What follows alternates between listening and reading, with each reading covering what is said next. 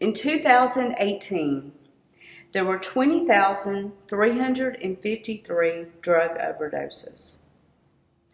And these were calls to 911 where people called and the police had to go out to a crisis situation.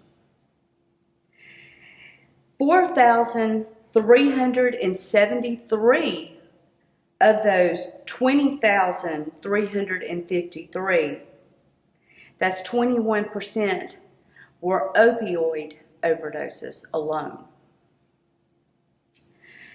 In 2018, 6,287 doses of naloxone was administered and reported. That's a 35% increase from 2017. And in the state of Alabama, in 2018, was the highest in Jefferson County and the surrounding areas, which is in our region. And males from the ages of 15 to 44. In 2017, the top 10 overdose drugs was number 1, fentanyl, number 2, heroin, number 3, methamphetamines, 4, cocaine, 5, alprazolam, 6, oxycodone, 7, hydrocodone, methadone, morphine, and 10 was tramadol. Now, a good many of these are opioid derivatives. Now, I want to introduce you to someone who could tell us more about the personal cost of this overdose tragedy, situation, epidemic that we have. This is Miss Angie Cheshire. Angie, hi there. Hi, thank you for having me. Thank you for being here, and thank you for coming in and helping us understand this situation. Tell me about your son, Joshua. My Joshua, he was a small town boy, raised here in Wadley, straight A student all through school, played baseball, just a smart, well-rounded, all-around little boy. Loved sports, loved, of course, Nintendo at that time. Just anything. He liked to be outside, fish some, but his main love was the Nintendo and baseball.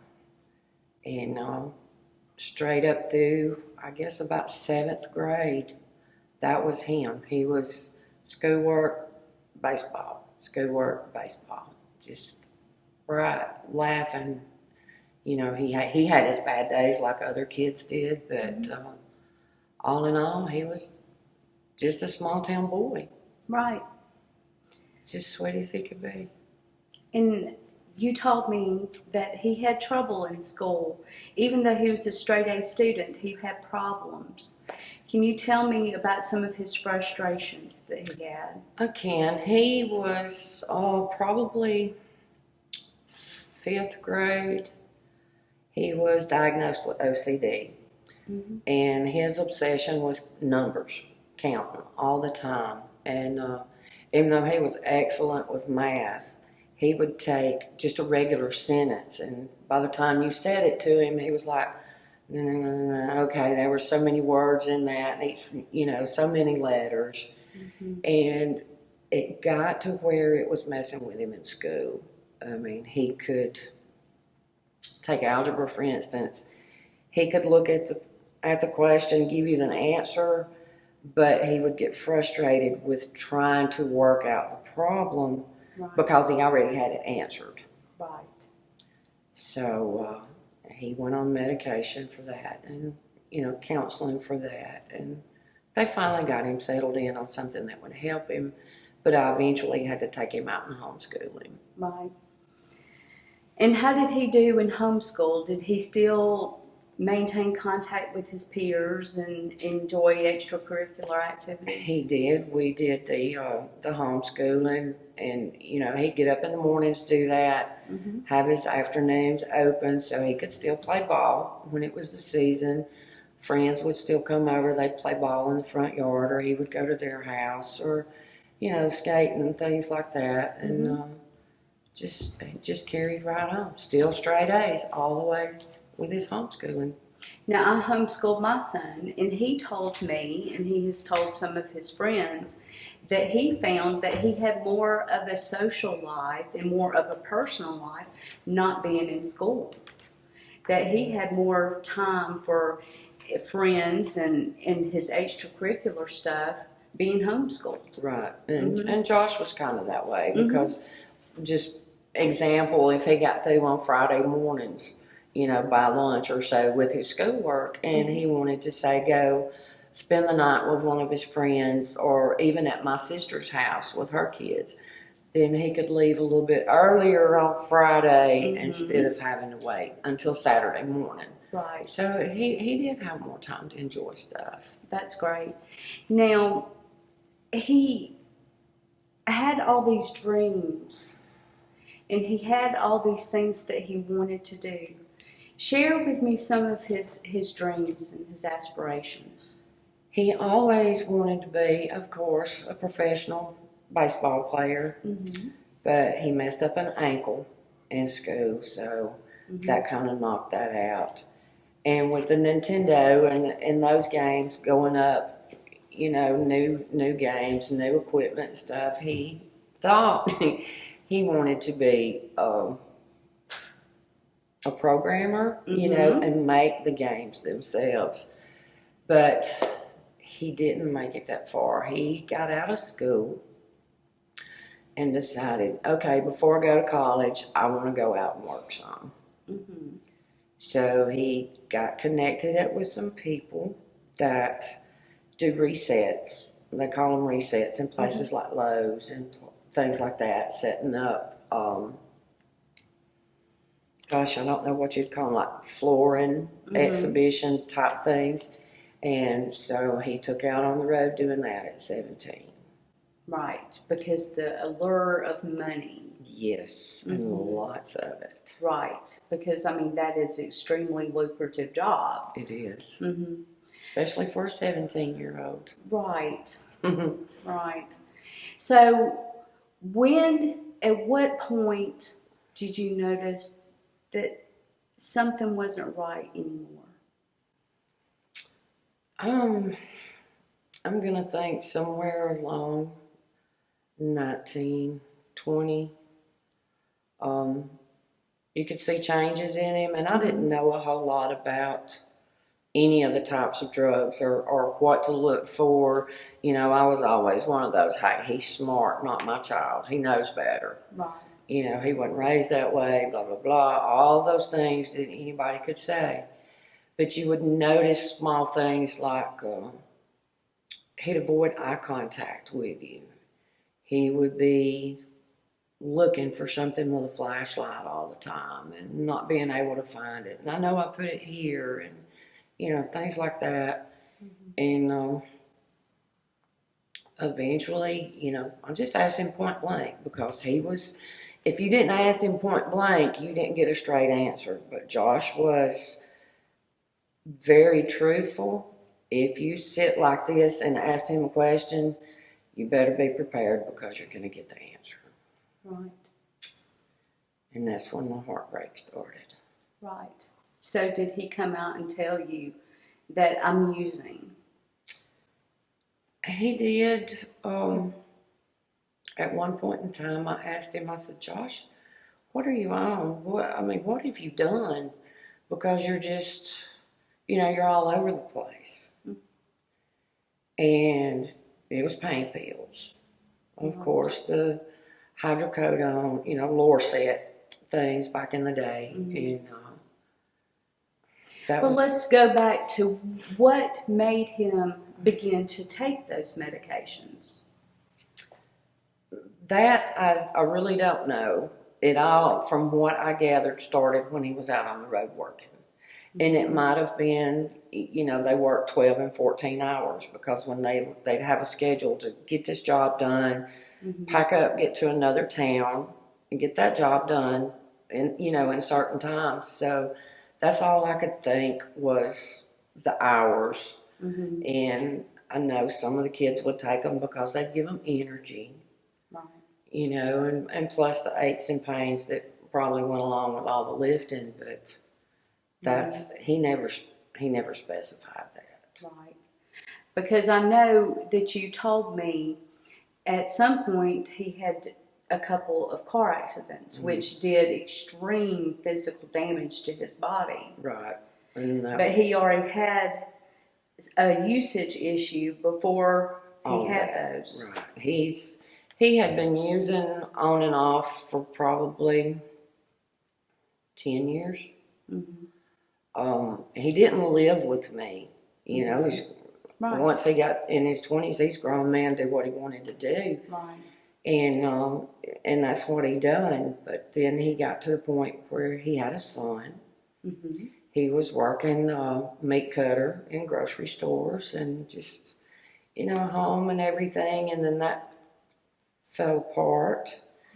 So he moved back home with me. And that's when I found out how really bad it had been. He would still use, but not around me, not in my house.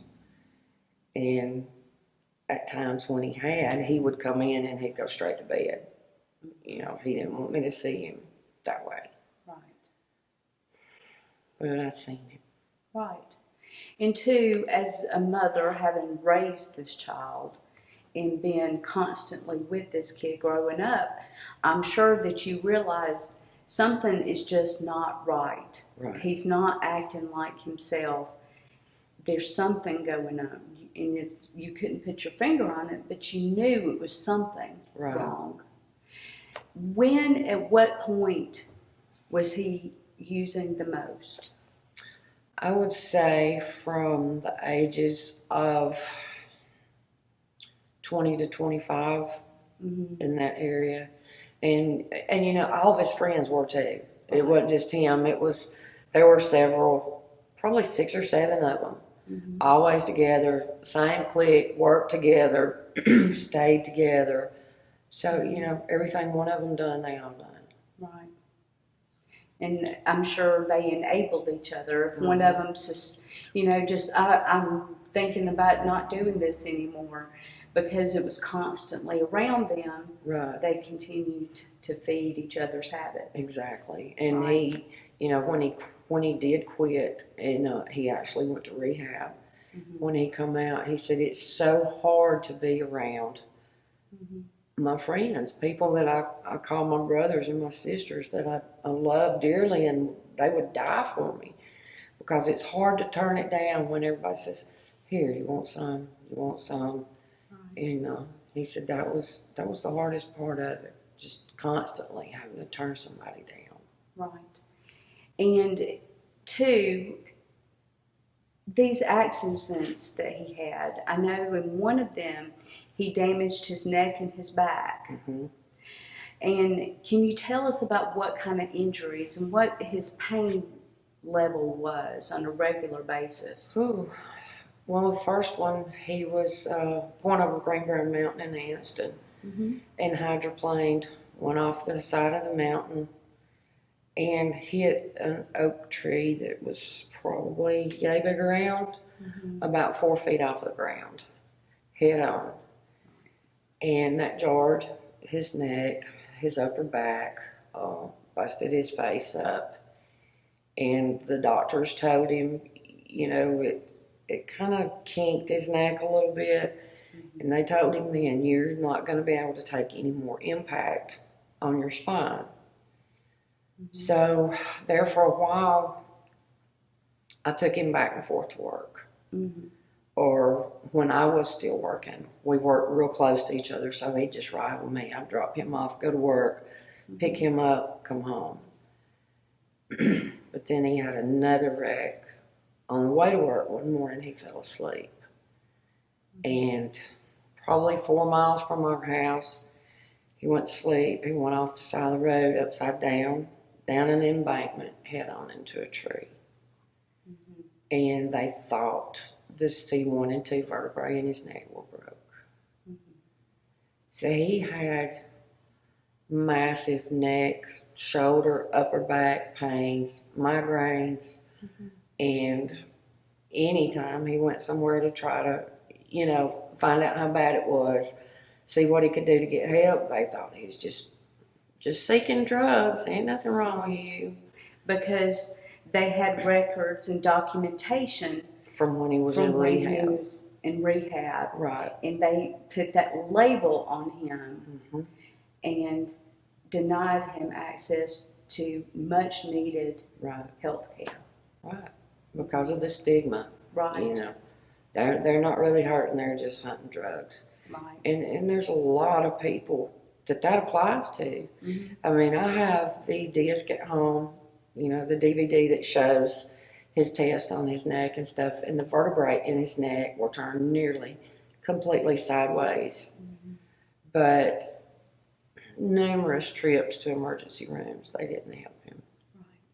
And how did that make him feel when he tried to go and get help for something, to be turned down and denied and pushed aside and dismissed because he was a former drug user? It was terrible. He would cry. He's like, Mom, nobody wants to see us get well. Nobody wants to help us to where we can lead a productive life and work every day. They label us as no good and junkies and drug dealers and drug users, and most of them will say the world's better off without us. And he cried many times. And then the anger from it. He was like, why should I try? Nobody's going to let me try anyway, so why should I? So how do you think that his being in constant pain with headaches and just agony constantly and being denied proper health care, do you think that led him to some other mental issues because of this? Oh yeah, anxiety, depression. There was times he wouldn't leave the house. He wouldn't get on Facebook. He wouldn't answer his phone. But then there was times he would get on Facebook and he'd just blast the world. Tell him how he really felt. But it's sad to watch because as a mom of a 29, 30-year-old man, you can hug him, you can tell him, I got your back.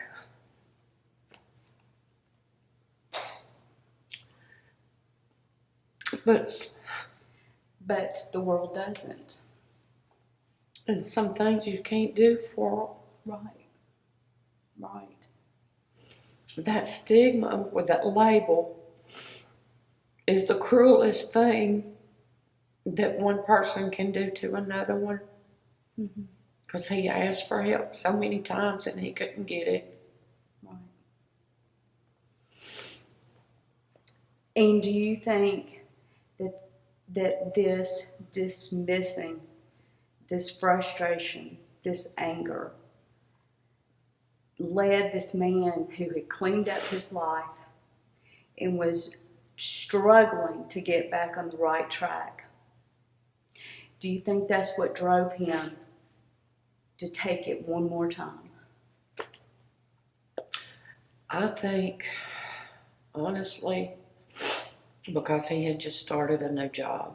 And he was working, he was painting up at Jacksonville State College.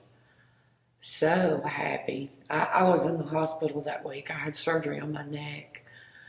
And he would send me pictures, looking out the windows. Hey, Mama, I hope you're okay. I think he just thought that after 2 years of being clean, that he was strong enough, and that he could do it, and it wouldn't take him back down that road, because now he did have something to look forward to. And he wasn't thinking about, the dangers of it anymore, because Josh was, you just had to know him. He was 6 foot tall, bulletproof. And I just really think that he thought, hey, I can do this, and and not go back to doing it all the time. Right. Just this once. And that's all it took. Right. He had been clean for 2 years, and a predator came along, someone from his past, came and tempted him. And he gave in that one last time. He did. They gave it to him, and he went into my sister's house. That's where he was staying because he didn't have a vehicle to get back and forth from here up there to work. And in Anniston, they would come by and pick him up. So this person came by, and they gave it to him. And when he went inside to take a shower before dinner, he never came out of the bathroom. And my sister and his girlfriend busted down the bathroom door and found him. From the point in time that the girl gave him that heroin, already in a syringe, fixed up, ready to go. I mean, there wasn't no spoon, burnt, none of that. Ready to go. From the time she gave it to him to the time that he was blue, laying in the bathroom floor, dead, was about 25 minutes.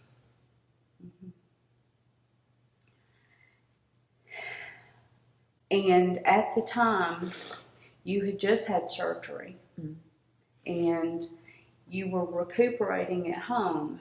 You had just been released from the hospital that day, correct? The day before. The day before. And tell us how you found out. Well, actually, I was sitting at my desk, and I was actually getting ready to go to bed because they had done a fusion on my neck, and I was full of flexorils and this collar on my neck, so it was bedtime. And my brother came through the door. He lives next door to me with my mom, and said, "Do you feel like going to Anniston?" I said, "Depends." He said, "Well, it's Josh." And I just looked at him, and I mean, he was like, "We need to go." They took him to the hospital by ambulance. Gene, and he told me, he said, "Gene found him in the floor, already blue, in the bathroom." And I just told him, I said, "Brother, there's no need to be in a hurry. My baby's gone. But, I mean, of course we'll go. There's no way I wouldn't go." I said, "But there's no need in getting in a big hurry and risk getting hurt getting there, because he's gone." Right. And I knew it. Now, as a mother, I'm sure that call and your brother's news was the absolute most hellacious, nightmarish information that you possibly could have ever received. Tell me, what kind of support or non-support, what additional traumas you have had to deal with since you found out that your child had died? Oh, I had to go, even though they picked him up in my sister's house. I had to go in the emergency room and identify my son. Right. The police were everywhere. They wanted to know who gave it to him. They terrorized my grandson, which was Josh's son. He was 8 at the time. When he and his mother got there, they snatched him apart because somebody had told the police that an ex-girlfriend gave it to him. So they thought it was her. And the trauma, just, honey, them coming in there and getting us to sign donor papers, even though it had on there, cannot be a donor. Mm-hmm. We still had to sign those papers saying he could not be an organ donor, which he was an organ donor. But since he had been dead and they were just trying to revive him, you know, why the bloody would you do that to somebody, knowing they couldn't be anyway? Right. And, you know, the investigation, the coroner lied when I'd call and ask them about, you know, the toxicology test like that. Well, I don't know if they were done. It says on the death certificate they were. Mm-hmm. Well, let me check on it. And this rocked on until October. Finally got those results back in January. And come to find out, he never sent them to the forensics lab until Halloween, from July 21st to Halloween. He's telling me he's going to check on something that he hadn't even done. All of the energy that I ever had when Josh was sick, you know, when Josh would call and say, Mama, I need you, or Josh had been in a wreck. You know, you spend a lot more time looking out for your kids than you actually realize until something happens to one of them. I'm sitting at home and I'm looking at all these pictures and I'm thinking nobody's doing anything for my son or my grandson. And that energy had me about just wanting to run through the wall. I was ready to just lose it. Mm-hmm. I hadn't been put on medication. And I fought with the police, the investigators, task force, you know, calling the FBI, DEA, state of Alabama. Our state representative here, Mr. Fincher, God love his soul, has talked me through so much and helped me every way he could. And it's just been an uphill battle. Every bit of it is an uphill battle. Mm-hmm. It's like, he did this to himself, you know. What do you want us to do about it? Right. I want that predator off of the streets. You had 6 other previous convictions. Right. 2 for distribution, 4 for possession. Mm-hmm. I'm sorry, I'm getting where I can't talk. And she's walking the street happy as she can be. No consequences, no justice. No consequences whatsoever. Right. Well, since all of that happened to you, you have channeled that energy and that time that you used to spend. You advocate for your son. You advocate for these victims of drug overdose. You have made progress with your advocacy. Tell us about this new law. I am trying really hard to get a drug-induced homicide law, which it was drawn up and presented last year in legislation. They changed it to drug-induced murder. I'll take it. Right. You know, if they pass that, then it will carry a 20-year sentence, $20,000 fine, and even more of the sentence if the person has previous drug convictions. And a lot of people don't want it because they say locking up all the people that use drugs is, you know, it's not going to help them. Well, it may not, but if I give it to you, and I know you hadn't used this in 2 years, but I'm going to give it to you, and I'm going to talk you into using it, and I leave, and you die, I ought to be held responsible for that. And 2, it would hold people, these pushers that give people dirty meds, accountable, and some consequences. Exactly, because right now, as Alabama law has it, there is no law on the book for it. I mean, now there is for drunk driving. Mm-hmm. If I'm driving drunk and I kill you, then I can be charged. Right. But if I give you drugs, depending on what county you're in. Right. Tell me about what you have found in your advocacy work. You brought that up. Some counties have higher, consequences for people who do these kind of activities versus, and what kind of difference does Alabama versus 25 other states? Well, 25 of the states have passed drug-induced homicide laws. Mm-hmm. Alabama, it seems the law changes at every county line.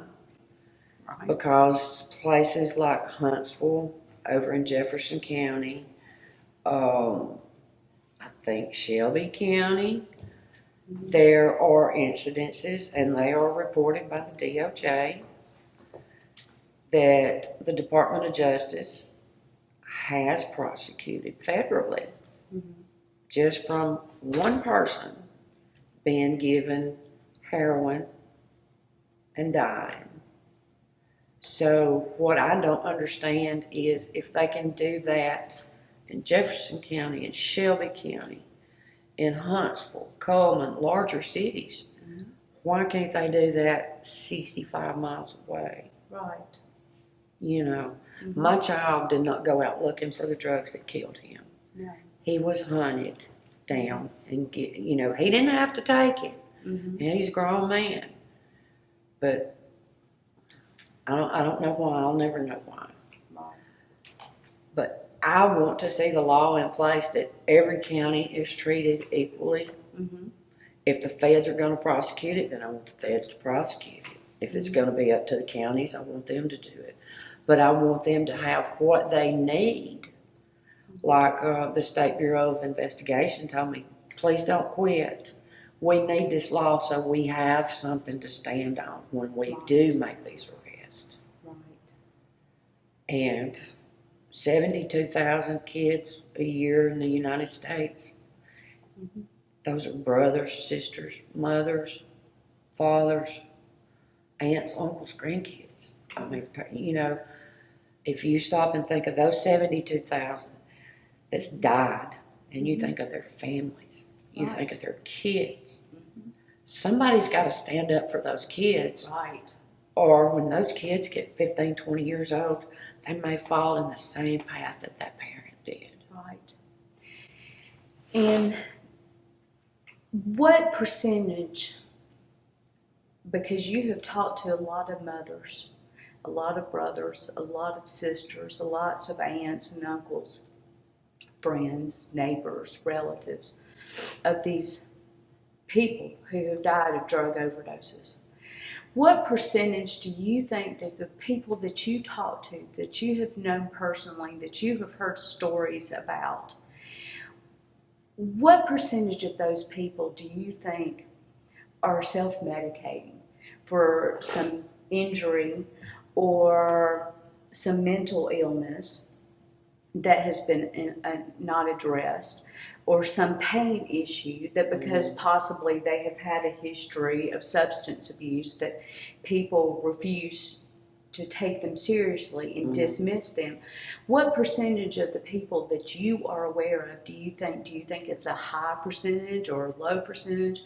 What is your estimation of people who have been kind of at an early disadvantage that get trapped and die?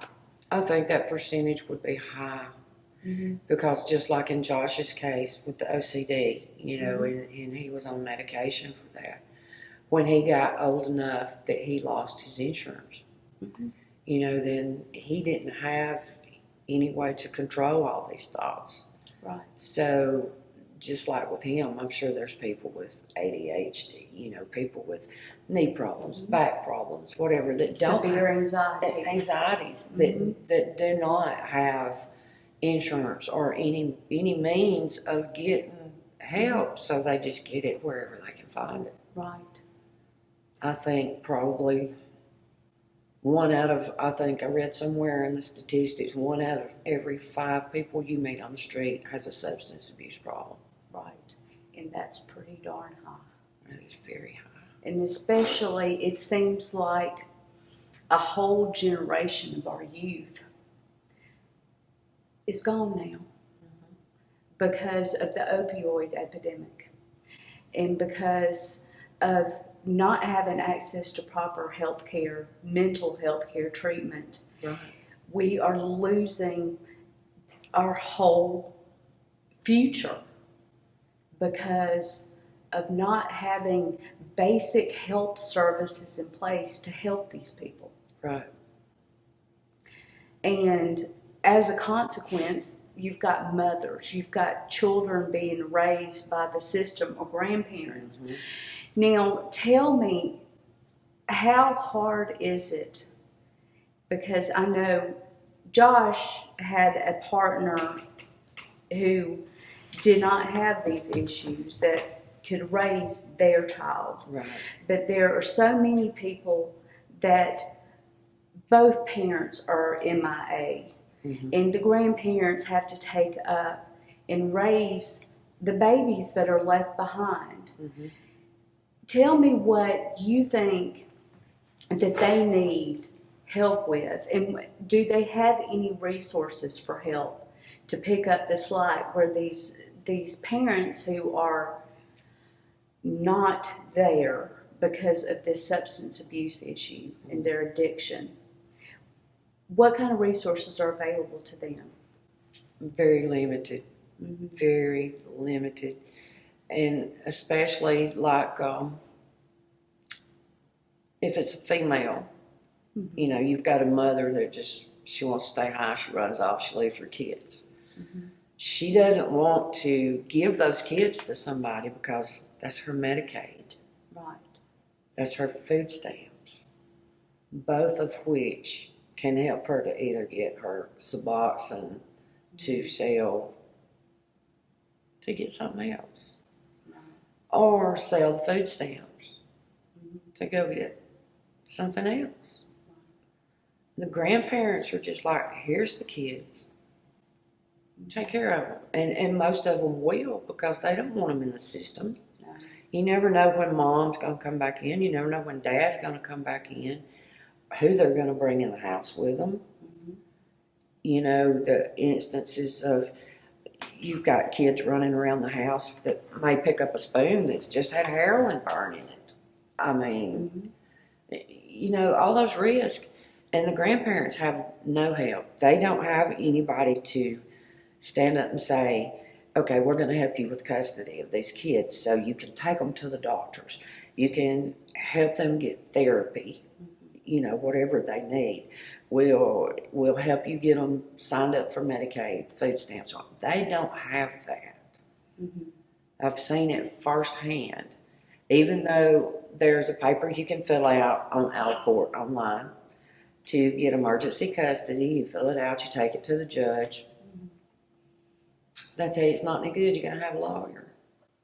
Right. Most of you lawyers won't. You say custody, $1,500. Mm-hmm. The very least. Yes, and the majority of people that I know that are grandparents do not have the means to spit out $1,500 for an attorney. Right.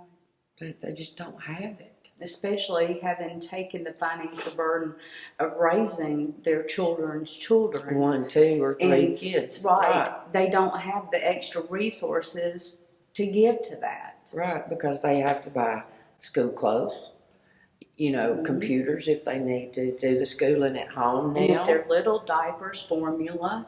So there is no help. And that needs to be changed. I think from personal experience that there ought to be a way that the family courts can just say, okay, until we can settle this, the kids are in your house, you've been taking care of them, we're going to give you emergency custody so you can go and apply for the other help that you may need since you have stepped up and are willing to take care of these kids. instead of putting them in the system somewhere and possibly splitting up 2 or 3 kids, Right. Because it's not their fault. The children are already carrying the, what's wrong with mama, what's wrong with daddy, and why don't they want me? Or they have been taking care of mama and been a parent for mama or daddy, cleaning up vomit or whatever the situation called for. Some of them have been sexually abused and trafficked it out, for drug money and exchange of favors and all this kind of stuff. And you've got traumatized individuals that need help too. They're victims. Right, and without some sort of custody papers, grandparents can't take them. Right. Any type of mental health, the parent has to make that initial appointment and be there when those appointments are going on in case they need to be spoken to about, okay, this could be something that makes this child dangerous. The kids have anger issues, and there's no help there for the grandparents, and that's a shame. Right. There's a lot of elderly people across the nation, but especially in the South, there's a lot of elderly people that are taking care of and raising their grandkids. Or great-grandkids. Or great-grandkids, yes. In several cases. With no help whatsoever. Right. Sad. What are the other things that you would like to see addressed and changed that desperately need changing in regards to this issue? Public education, what to look out for, signs and symptoms of all drug abuse, not just opiates, but meth, all of it. Because so many people don't know that when somebody comes in from work and doesn't want to eat, but they say they're starving and da-da-da-da-da, they could be on meth. They may not be, but they could be. And I know with your advocacy that you are pushing for education in lower grades and also education of family members. Right. So not only do children get exposed to education and consequences earlier or help if that needs to be addressed in their own families, but you're also looking at educating parents who may have a potential drug problem in their own home that they may not be aware of, or they have some idea that something's going on, but they don't know, and you're pushing for that education as well. Education in all forms for parents, general public, and especially in the schools for the peer pressure, the bullying, especially the bullying, mental health, for the anxiety and depression. Just my grandson just turned 11 years old. There are kids on the computer bullying him, making jokes at him, laughing at him because his daddy died from drugs. Right. That's he had to be taken out of that school and put in another school because they were bullying him and messing with him so much at school, and nothing was being done about it. Right. So Mom up and moved and put him in another school. Right. So he could get a clean slate. Right. Nobody knew anything. It's not the kids. It's not the kids' fault. What the parents do, but they have to live. These young kids have to live with anything good or bad that your parents do. Right.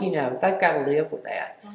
But especially when it's bad, people just jump on that. Right. And they want this kid to try to outlive the legacy of, your dad was a drug addict, your mom's a dope, things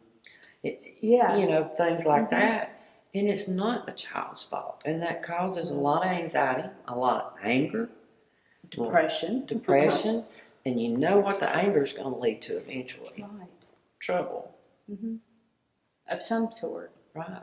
Either anger directed inward, which becomes depression, or out, which becomes burglary, theft, assault, battery, homicide. It's not a good outcome. No. For I think unaddressed issues. Anybody that has anything to do with substance abuse, whether it be the person that's getting high, the person that is getting high that wants to stop, a family member, a child in that family, the grandparents ought to be able to have immediate help if they ask for it. Right. Because rehabs are so expensive. Then you've got some of the halfway houses that are going to charge you $175 a week. You work all day, you come in, you clean, you clean house. You might go to one meeting a week. That's not rehab. No. That's what they call a clean, a sober living home. But that's not treatment for your abuse or the underlying causes that may be, rearing their ugly head. Right, which brings me to my next point. Do you think that there are adequate resources for people who want help? No. And what do you think that the system needs to provide for these people to get back on their feet? Because I know through talking to you, you have made me aware that there's a federal program for people who suffer from HIV. They get temporary or even permanent health insurance so they can live and survive. Right. And, looking into that program, it would be really nice to provide the same for those people that are suffering from this medical illness called substance abuse. Yes, most definitely, because the insurance you're talking about does not cost that individual anything. Right. All they have to do is be diagnosed with HIV or AIDS, and they automatically have insurance for the rest of their life. Right. Medicine's taken care of, doctors, surgeries, anything. And I think somebody that has a substance abuse problem should have that same program. Not necessarily Medicaid, but some type of program like that to where if they want to go to rehab, they've got an insurance card, they can go to rehab. If they need treatment for the HIV, Hep C, stuff like that drug use can lead to, they need a way to be treated for that. And right now they don't have it. 90% of the time it's up to mom and dad to take care of it. Mom or dad is trying to raise grandchildren or, financially strapped themselves. They can't do it. Right, and especially for like Hep C, you can get the treatment in different places around the state. They have like clinics you can go and they'll help you get the treatment for free. But you've got to have been clean for 6 months and be able to pass a drug test. Or that's the way it used to be. Now, if you've got somebody that's really out there and they've been trying to stay clean to do this, and the system just keeps beating them down every time they ask for help in other ways. You can't get food stamps because you don't have a regular address. If you go to the hospital because you're hurt, well, you're seeking drugs, then you can't get that done. And that Hep C eventually is going to turn liver cancer, kill you. Who knows? It's just, it's not right to me. Right. But to me, everybody that has any sort of life experience with substance abuse, if they ask for help, they should get that help. Right, because it affects so many people, and it's just so detrimental to their health and the health and safety of everyone around them. Right. Angie, in wrapping things up, is there any message that you want to tell people about your experience, Josh's experience, anything that you can think of that you want people to know and realize and take with them? Educate yourself. If you have any idea somebody's doing drugs, Google it, look it up, talk to somebody, find me, call me. We've got the new group, Help Alabama Recover. Anybody that's in it will be glad to talk to anybody. don't turn somebody away when they're asking for help. Mm-hmm. For the parents, grandparents, whoever that's fighting for change and standing up for all these kids, don't stop. Don't back down. Mm-hmm. One voice may be one voice, but when you put all those voices together, eventually we'll be heard. We got the proclamation for the state of Alabama for Mm-hmm. Overdose Awareness Day. First time ever. Mm-hmm. We're And that's Monday, August the 31st. Yes. Mm-hmm. So voices are being heard. Right. And those small steps eventually will make a difference. Mm-hmm. And never say not my child. No, because it could happen to any of us. Mm-hmm. Cool. Thank you so much, Angie, for all that you do. Not only to find justice and help people like Josh, but thank you for all of us mothers that our children are still with us, because you help safeguard our families and help those that are coming after your children, your grandchildren, my children. You're helping them have a chance at not ever having to deal with the issues that you have had to deal with, unfortunately. And I'm sorry for your loss. I'm so sorry that Josh made a mistake that ended up costing him his life. I'm so sorry. Thank you.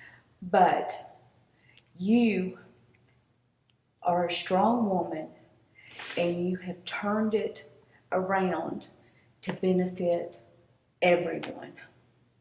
I'm trying. I know. Thank you for letting me tell the story Right. and try to get some messages out there. There's help online that you can find, for statistics and information if you're in doubt. And I'm going to post those, and they are going to be on the screen. Okay. So people can have, I'm going to play it slow enough to please, if you or someone that you know or someone that you think that you might know has an issue, please, number one, don't give up. Don't give in. Stay strong. And there is hope. And there are resources. And I will be providing you with those. Thank you, Angie, for everything that you do. Thank you so much. For letting me talk.